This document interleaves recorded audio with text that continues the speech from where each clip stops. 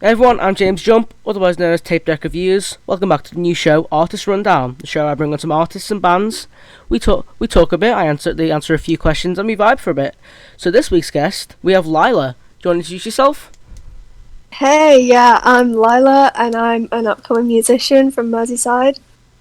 So Lilah's recently revealed her new EP, Back and Forth. Do you want to tell us a bit about the EP? How many songs are on the EP? Yeah, so there's 5 tracks, obviously including the single Bedroom Mood, which has been like Good song. everyone's loving it, to be honest. Yeah, so the EP, it's quite personal. I like to center my music around like the teenage years and like experiences and stuff.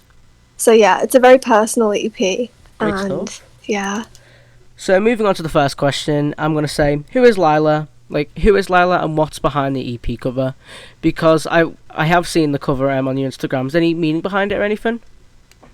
Yeah. So the title is like the title is Back and Forth, and that kind of, you know, I can't. There was so many ideas for the title of the EP, and looking back on like some of the ideas we have now, I'm so glad that we chose Back and Forth because it just fits so well.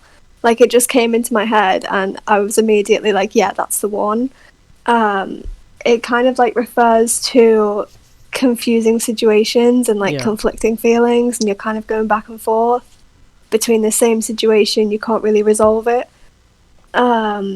And the actual cover itself is, it's me on a sofa. I've got my guitar there, and that like it does have symbolism to it. So I'm lying on the sofa, kind of like it's therapy, like that stereotypical image of like someone on Like the brown the couch, sofa yeah. in therapy, and my guitar's there because I've always used songwriting as like a type of therapy. I never intended to like make it into big songs and release it and stuff, but here we are. Yeah. And I'm kind of like leaning off of the sofa because it's like I'm slowly coming out of these experiences that I've written about. Does that make sense? That makes a lot of sense. It's great to know there's Yeah. lots of symbolism and lots of thought as well into this album. 'Cause Yeah. it can be seen in your single Bedroom Mood, and it's seen in the images that's been taken. So it's good to know Yeah. that.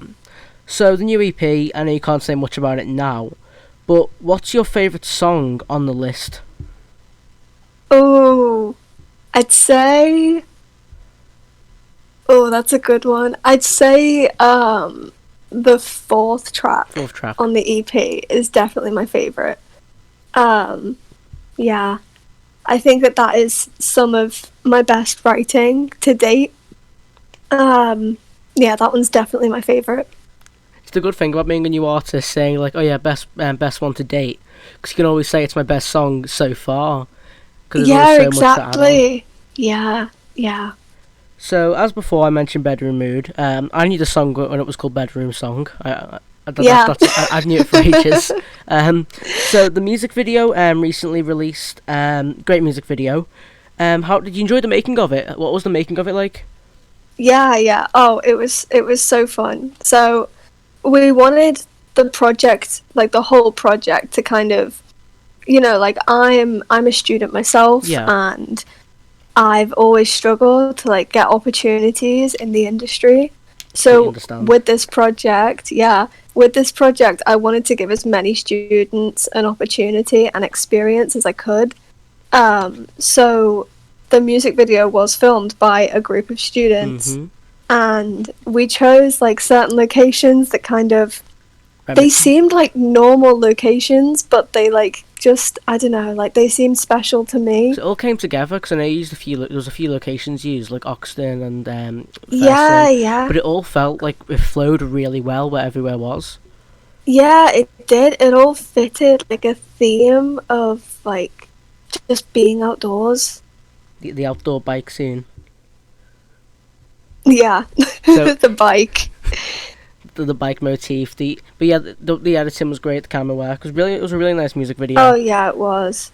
It was, yeah. It was so fun to film as well. Like everyone got along so well, and it just felt like, it felt like I was hanging out with my friends. Very good. Very Like good it was, feeling. yeah. yeah, positive vibes all around. It was so fun. It was so fun to film. Oh, yeah, 'cause that's what I mean. Students are usually the best to film with because they'll do it for free because they want experience. Yeah. So moving on from that, we're going to change the questions up a bit. I'm going to ask you about being a solo artist because you are a solo artist. What's the best thing about being one? Because people have different reasons why being in a band, like the best reasons for being in that. What's the best reason for like focusing on you as a solo artist? Yeah. So I think that like the best thing is that I pretty much have complete control over my music. Yeah.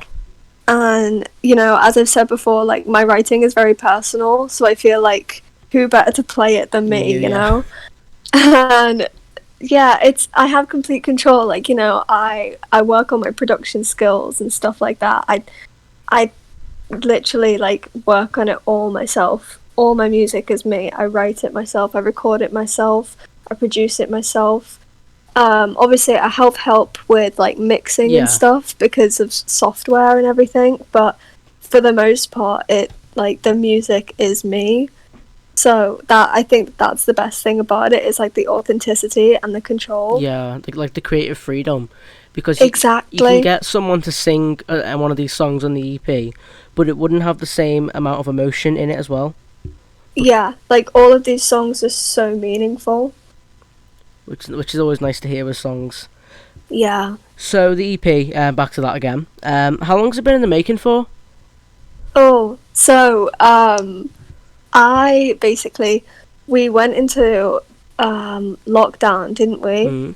So just before that, I would like play around with GarageBand on my iPad and stuff just for fun. Like it wasn't anything serious. And I wrote this song and I started recording it into GarageBand and I sent it to my friend and I was like, what do you think of this? Like, just give me your honest opinion. He was like, you should like add some synths to it, like experiment with synths and stuff. So I was doing that. I bought like a MIDI keyboard, like the cheapest thing, and I was experimenting with that. And then we went into lockdown and I got given a Mac from my college with GarageBand on it, and I was like, this is a good thing. I'm gonna use this. So I started using it, and I eventually started making all these demos. And then grew. Yeah, and I kept building on them and working on them and working on them. So that was since the start of lockdown. But I never intended to make an EP until I chose my favorite demos. And I was like, you know what? Why don't I just go for it? So this EP has literally been in the working since like the first lockdown. See, for once, lockdown produces something positive. Yeah, yeah, exactly. One of the few like because that's what I've noticed of artists during lockdown. There's been so much writing. Like not many people can record, but people have been writing and writing and writing. Oh yeah, So totally. next year there's gotta be a massive boom of songs, which is gotta be cool. Yeah, like I'm already writing for like the next project. Looking forward to seeing it. I've written. Yeah. But Yeah. after lockdown, have you got anything planned, like anything gigs or something? Because because playing live, that's a whole different setting. Oh, totally. So at the moment, it's kind of like everything's so up in the air that you can't really plan any gigs. Yeah, you can't set any concrete dates for gigs, like at least as a small artist anyway. But I do intend to like, you know, do gigs and get out there and play my music. I'd love to like, you know, like get a band together and stuff, like a little backing band and stuff. That'd be so cool. It'd be cool to see how it changes live. Oh, totally. Yeah. Definitely I'd cool. love to like change up some of the styles of the tracks on the EP. I'd love to do that, like change them up live. That'd be really cool. It'd be really cool to go for it. I'd definitely recommend that. Yeah. So, from the one song what I have heard, it's very alternative pop, like bedroom music, bedroom song. Yeah, bedroom mood. What are your inspirations in music? Like, who are the people like? I want to be them, or I look up to them. Yeah. So I I first like started to really, really, really love music in that like, that emo phase when I was like 12. Like my chem And yeah, I was obsessed for like 3 whole years. And I started to kind of like come out of it and explore new genres and stuff. And recently, in like the past year or so, I really, really love Booba Doobie. So like she's a British Filipino artist who she makes like alternative indie music, and she's recently just gotten like really, really big. So I started listening to her when she released her first EP. Oh, nice. And so I've like seen her genre change and stuff, but she's so inspirational and she's so cool. And another artist, I've literally been listening to her music all year. Like my Spotify Wrapped is literally just going to be her. It's Phoebe Bridgers. So she's like a folk indie artist. Oh, nice. She takes influence from like Elliott Smith and that. But she's so cool, and she's really, really influenced my writing recently as well. So it's like a massive rub off on you. Oh, totally. Yeah. It'll be cool to see the contrast in some of the songs. So back to songs again. On the EP, before I said about which is your favourite on the list, but which songs do you want the people to hear, your fans? Well, obviously the EP is so meaningful. And Bedroom Mood was like the main one that I was like, yes, everyone has to hear this. It's so relatable. Do you know what I mean? Like it's literally about being a teenager, getting your shit together and all that. Exactly. And like, everyone's been in that situation where they're just like, there's no time to do anything. Like there's not enough time to actually get things done. I need to get my shit together. And yeah, so that was like the main one that I was like, yes, people have to hear this. And then I think that another one is probably either the first or fourth track. Yeah, like those ones are like they're the cool ones. Yeah, it's gonna be cool to hear. Definitely gonna be cool to hear. So we know you mainly done some it's all solo projects. Who would you want to collab with in the future? Like, is there anyone who you'd be like, oh, I'd love to write a song of them. I'd love to make a track. Before I really, really started taking my music like super seriously, I would get like loads of messages from like SoundCloud rappers with like their beats and stuff. But it was actually like it intrigued me so much, like, and I would still love to like do a collab. Like it's so out of the box from what I normally do. But I would love to do a collab with like a SoundCloud rapper with like a really cool beat, There's like a Lil Peep type thing. That's the thing. That's the beauty of there's SoundCloud. so many. Exactly. I'd love to do something like that. That would be cool.